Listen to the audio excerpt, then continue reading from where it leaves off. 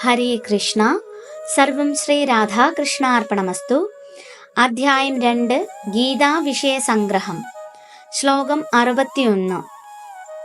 താനി സർവാണി സംയമ്യ യുക്ത ആസീത മത്പരഃ വശേ യസ്യേന്ദ്രിയാണി തസ്യ പ്രജ്ഞാ പ്രതിഷ്ഠിതാ. വിവർത്തനം. ഇന്ദ്രിയങ്ങളെ പൂർണ്ണമായി നിയന്ത്രിച്ച് എന്നിൽ തന്നെ അവബോധമുറപ്പിക്കുന്നവനാണ് സ്ഥിരബുദ്ധിയുള്ളവൻ. ഭാവാർത്ഥം. യോഗത്തിൻ്റെ പരമകാഷ്ഠയാണ് കൃഷ്ണാവബോധമെന്ന് ഈ ശ്ലോകം സ്പഷ്ടമാക്കുന്നുണ്ട്. കൃഷ്ണാവബോധമില്ലെങ്കിൽ ഇന്ദ്രിയജയം സാധ്യമല്ല.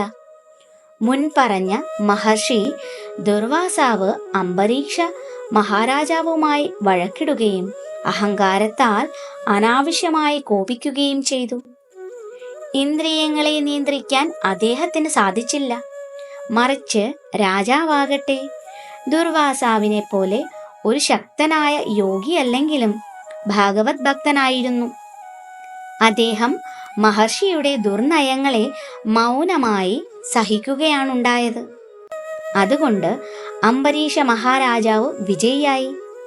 ആ രാജാവിന് ഇന്ദ്രിയ സംയമനം സാധിച്ചത് ഭാഗവതത്തിൽ 9:4-18 പ്രതിപാദിക്കപ്പെട്ട താഴ്ചേർക്കുന്ന ഗുണഗണങ്ങൾ ഉണ്ടായിരുന്നതിനാലാണ്. സ വൈ മനഃകൃഷ്ണ പാദാരവിന്ദയോർ വജാംസി വൈകുണ്ഠ ഗുണാനുവർണ്ണനെ കരൗ ഹരേർമന്ദിര മാർജനാദിഷു ശ്രുതിം ചകാരച്യുത സത്കഥോദയേ മുകുന്ദലിംഗാലയ ദർശനേ ദൃശൗ തദ്ഭൃത്യ ഗാത്രസ്പർശേംഗ സംഗമം ക്രാണം ച തത്പാദസരോജ സൗരഭേ ശ്രീമത് തുളസ്യാരസനാം തദർപ്പിതേ പാദൗ ഹരേ ക്ഷേത്ര പാദാനുസർപ്പണേ ശിരോ ഹൃഷീകേശ പദാഭിവന്ദനേ കാമം ച ദാസ്യേന തു കാമകാമ്യയാ. അംബരീഷ മഹാരാജാവ് തൻ്റെ മനസ്സിനെ ശ്രീകൃഷ്ണ പാദാരവിന്ദങ്ങളിൽ ഉറപ്പിച്ചു. ഭാഗവത് ധാമത്തെ വർണ്ണിക്കുന്നതിൽ അദ്ദേഹത്തിൻ്റെ വാക്കുകളും, കൃഷ്ണന്റെ ക്ഷേത്രം ശുദ്ധീകരിക്കുന്നതിൽ കൈകളും, ഭാഗവത് കഥാശ്രവണത്തിൽ കർണങ്ങളും, തദ്രൂപ ദർശനത്തിൽ കണ്ണുകളും, ഭക്തന്മാരുടെ ശരീരസ്പർശനത്തിൽ സ്വദേഹവും, തൃപ്പാദാർച്ചനയ്ക്കുപയോഗിച്ച പുഷ്പങ്ങൾ മണക്കുന്നതിൽ നാസികയും, ഭഗവാൻ അർപ്പിച്ച തുളസീദളങ്ങൾ ആസ്വദിക്കുന്നതിൽ രസനയും ഏർപ്പെട്ടു. കൃഷ്ണക്ഷേത്രങ്ങളുള്ള ദേശങ്ങളിലേക്ക് രാജാവിൻ്റെ കാലുകൾ നീങ്ങി. ശിരസ് ഭഗവാനെ പ്രണമിച്ചുകൊണ്ടിരുന്നു. അദ്ദേഹത്തിൻ്റെ ആഗ്രഹം കൃഷ്ണന്റെ അഭീഷ്ടങ്ങൾ നിറവേറ്റുന്നതിൽ മാത്രമായിരുന്നു. ഈ പറഞ്ഞ എല്ലാ ഗുണവിശേഷങ്ങളും അദ്ദേഹത്തിന് മത്പര ഭക്തനാകാൻ യോഗ്യത നേടിക്കൊടുത്തു. മത്പരഹ എന്ന വാക്കിന് ഇവിടെ അത്യന്തം ഔചിത്യമുണ്ട്.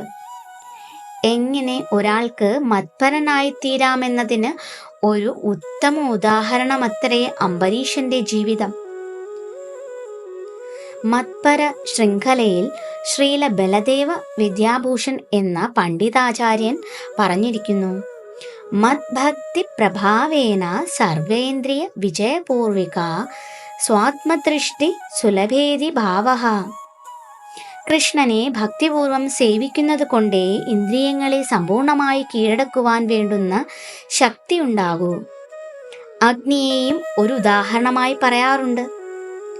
ആളിക്കത്തുന്ന തീനാളങ്ങൾ മുറിക്കുള്ളിലുള്ളതെന്തും ദഹിപ്പിക്കുന്നത് പോലെ യോഗിയുടെ ഹൃദയത്തിൽ കുടികൊള്ളുന്ന വിഷ്ണു ഭഗവാൻ സർവമാലിന്യങ്ങളെയും ഭസ്മീകരിക്കുന്നു.